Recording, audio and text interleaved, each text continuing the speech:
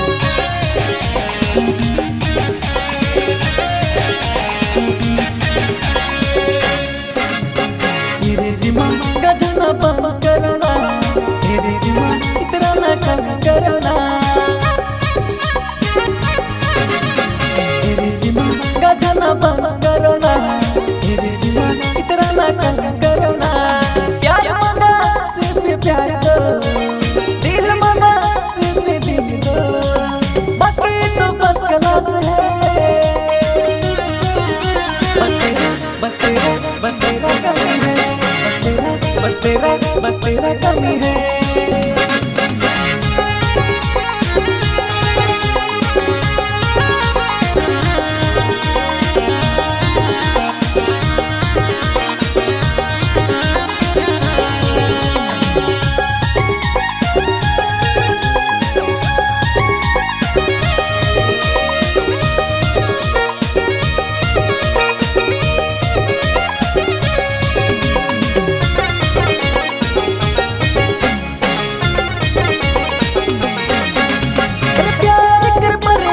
तेरे बोल पे जीना के तेरे तो एक तेरा पे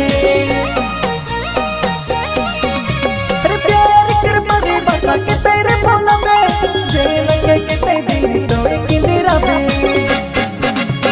मेरे जीमा का जाना बंद करो ना, मेरे जीमा तेरा ना कम करो ना, मेरे जीमा का जाना बंद करो ना, मेरे जीमा तेरा ना कम करो ना।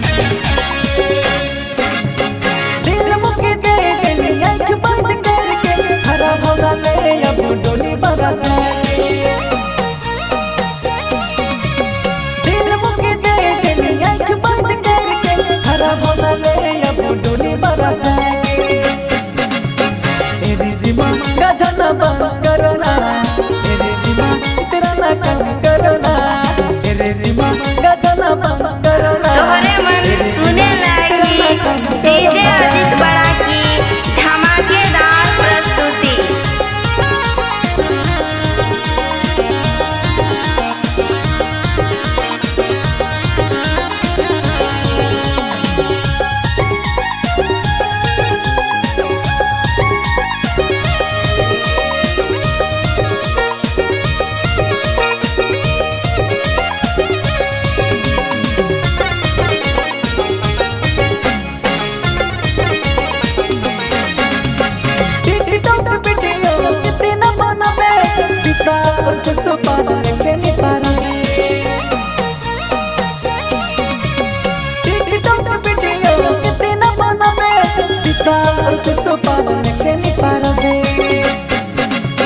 मेरे जीमा का जाना बंद करो ना, मेरे जीमा तेरा ना कम करो ना, मेरे जीमा का जाना बंद करो ना, मेरे जीमा तेरा ना कम करो ना।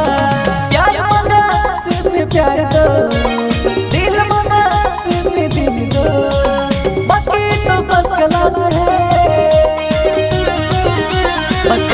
बस तेरा कमी है, बस तेरा कमी है।